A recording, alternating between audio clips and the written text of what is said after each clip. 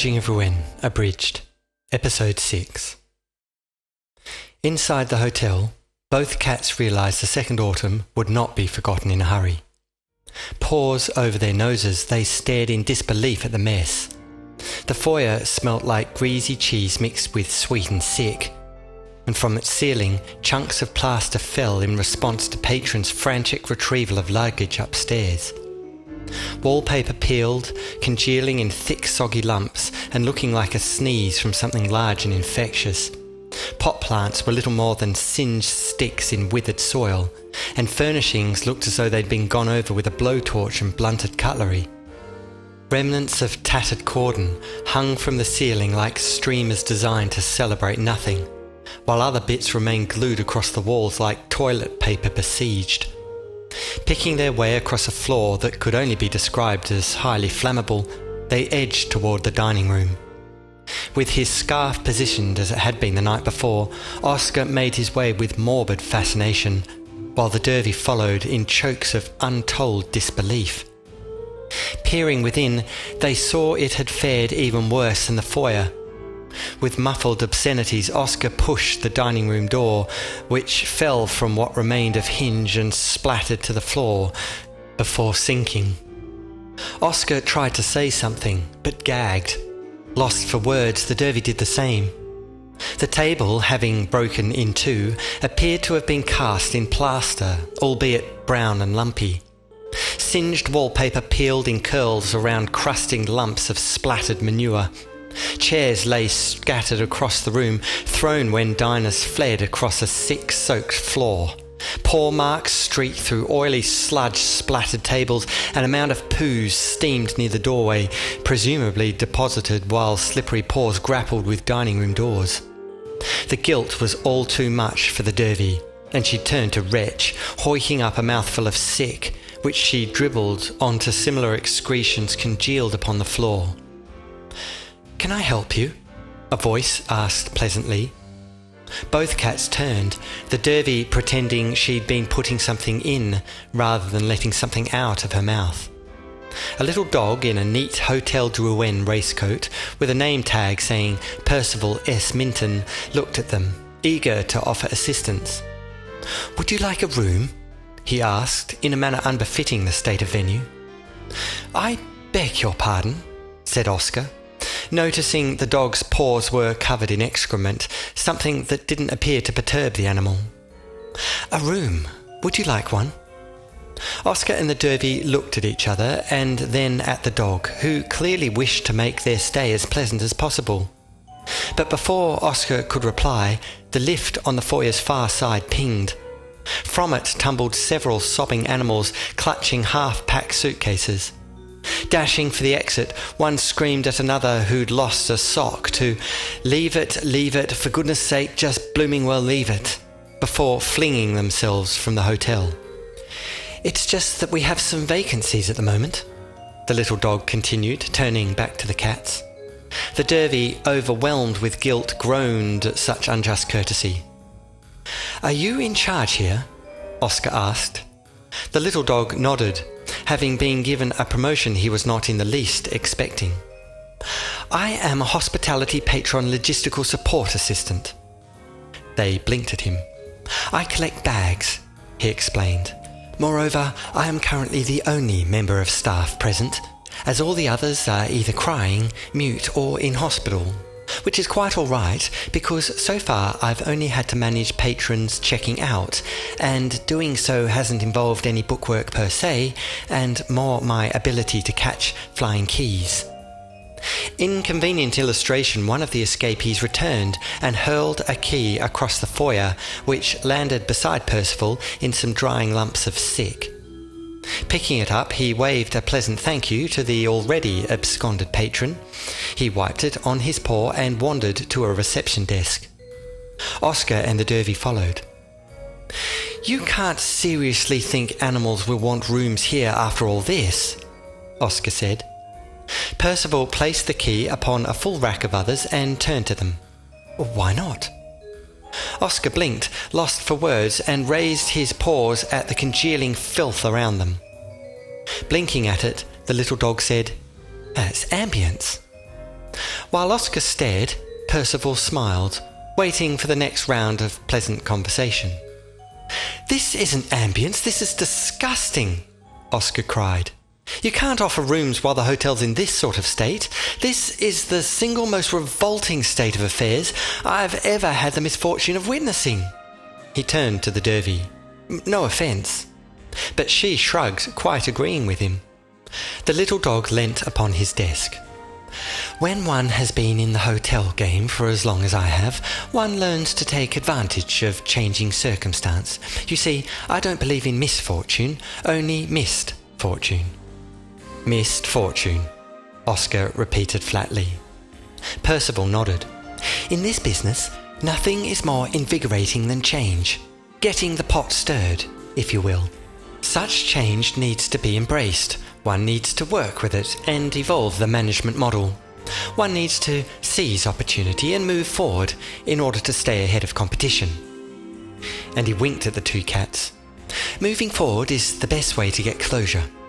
Appalled at such a stupid choice of words, Oscar asked with a patience forced, "Does your business model take into account that no other hotel in Ruen currently has their interior draped in thick curtains of erupted feces?" The little dog winked again. "Ambience."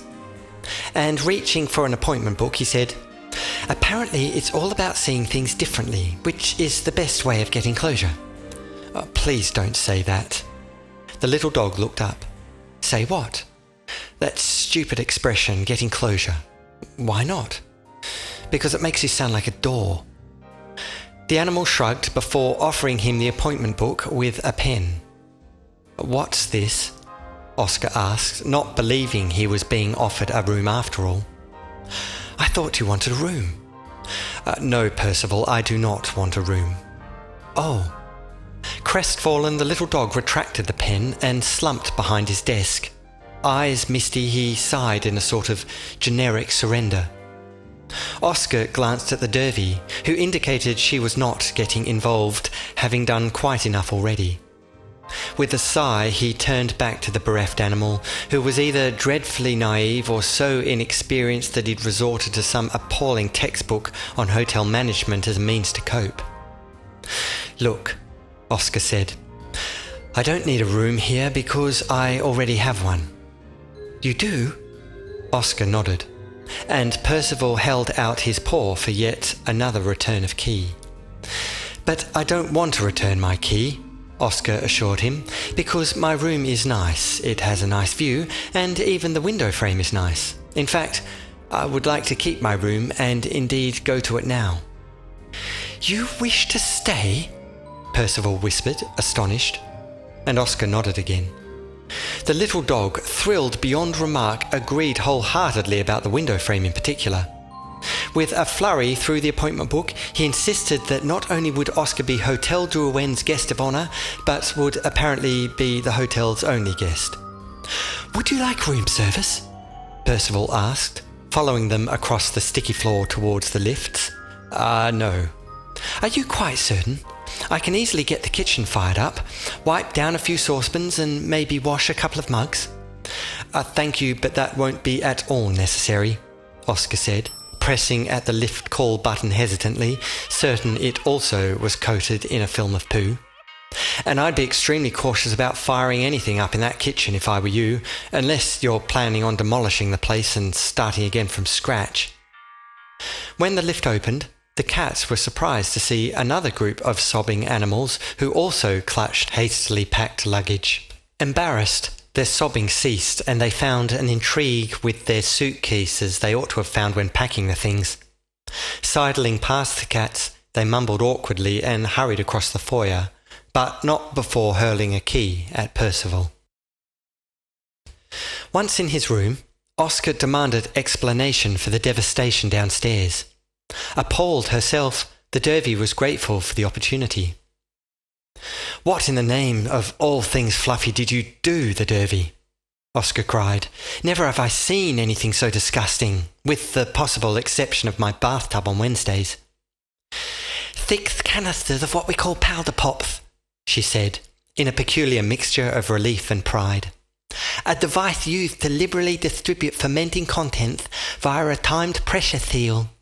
I have a talent for mixing special turgid ingredients, you see, which when confined produce enormous pressure from fermentation, the consequence of which is rapid depressurization and disintegrates the canister and flings the liquefied contents before rapidly solidifying again. A physical chemist then, Oscar said sourly. Hardly, though it's something I've always found fascinating. But I've already told you, Oscar, my protests have never been this devastating, and had opportunity not been so rushed, I would certainly have anticipated its severity and never have agreed. Oscar was becoming accustomed to the rain of spittle the more impassioned she became. Opening the window, he hoped the breeze might steer her lisp from him. Should she become more ardent, he might require a hat. "Don't you see?" she implored. "Such ingredients are not for effect alone, but instead symbolic, for there is method to this madness." "Method?" he scoffed. "Are you quite certain?" She took a step closer, her expression fervent, a double whammy as far as Oscar was concerned, and he took 2 steps backward to compensate.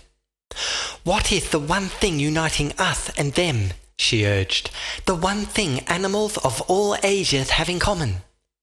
Fortunately, there were not too many S's toward the end of her question, and although he needed answers, Oscar was reluctant to encourage any in such a confined space. He took a step sideways and met a chair. "We all need to go to the loo," she answered for him. "We all need to poo. Such acts of graffiti or powder pops are simply means to prove that there is nothing that elevates the ruling council from us." "Now, wait a minute," said Oscar, waving his paw to defend against spittle. "Don't include me in this, the Derby. I'm just visiting, remember?" And he slid the chair further along the wall as an excuse to move out of range. "No, you're not," she said, turning to follow. "You're here on Curiosa, remember? You've been ordered to help sort this mess out." She tried to sound commanding, but both knew it was plead. "Well, I may have been, but ridding Ruen of the lead troublemaker would manage precisely that, the very animal I have isolated here in this room, in fact. How do you know that I haven't already contacted the police, and they're not on their way here now?" It almost sounded plausible, and folding his paws, he pretended this had been his plan all along. The Derby watched him, her eyes narrow in consideration. "What makes you think I would let you?" Oscar's stance wasn't fooling either of them, so he gave up and sat on the bed instead. "Well, I don't think it would make any difference anyway," he said. "As Ruen's police are the most incompetent I've ever seen, frankly, they're about as much use as a bell on a Rottweiler." The Derby said nothing. "I mean, I have never, in all my days of abundant fluffiness, witnessed such a blatant lack of skill. Your police chief, the Derby, is the single most useless animal I have ever met." He poked at himself with a paw, adding, "Even I would be better at sorting out that mess, and you have no idea what that is suggesting." "The police chief is my father. Though he does have a very nice white hat, very white, actually. Goodness, it's white. He must keep it well brushed, I imagine. Does he have some sort of hat-brushing kit at home, when the whiteness becomes, well, not quite so white?" The Derby glared for a moment, but then sat on the bed beside him. "No, you're quite right," she said with a sigh. "He's about as competent as your driving." Oscar humphed, and then thought for a time. "So that's why you were at the police station this morning," he realised. "Not turning yourself in so much as needing his comfort, without knowing how to tell him what you've done." She nodded and looked at the floor. "He was promoted to chief 10 years ago," she said. "And at the same time, Ruen's crime rates, although always low, suddenly disappeared." She shook her head. "I could never understand it myself." "Who on earth would promote him if he's so hopeless?" "Well, the ruling council, of course." Oscar stood then, paced and fluffed his deflated pantaloons.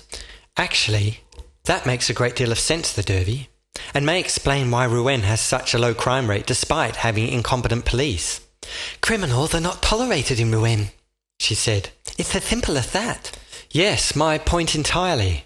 How can that be if the police are hopeless? And further, why are you still tolerated if the ruling council is so set against your protests? If they can eradicate crime, they should certainly be able to eradicate you.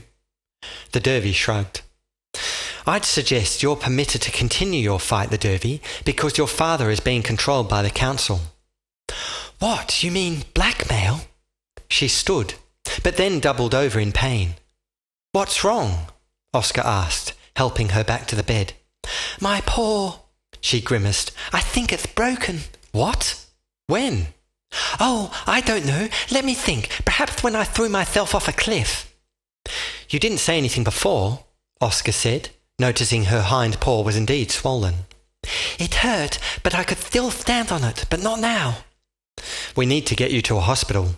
No, she cried, grabbing his collar. Not a hospital.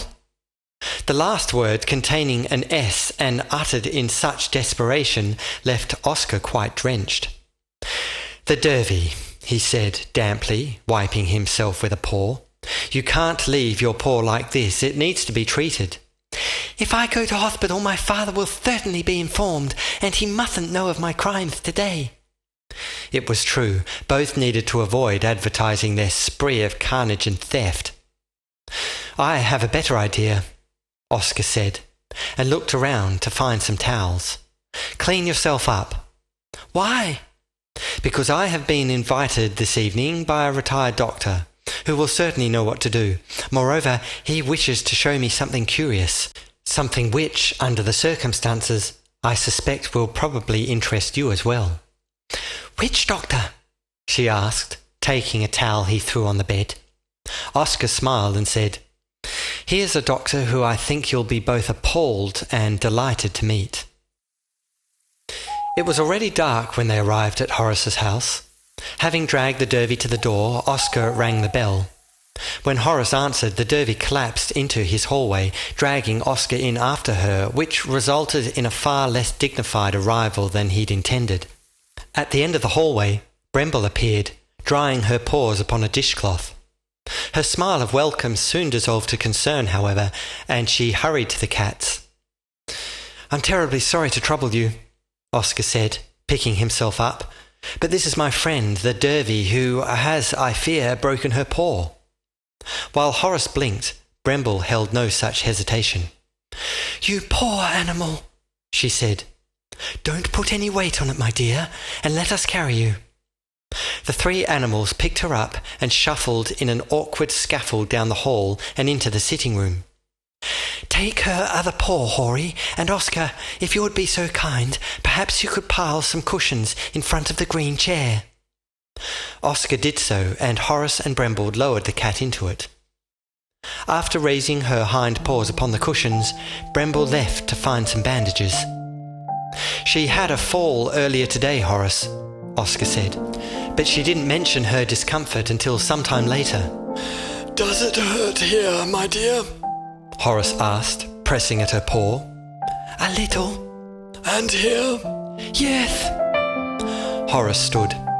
It is swollen, yes, but fortunately it is not broken.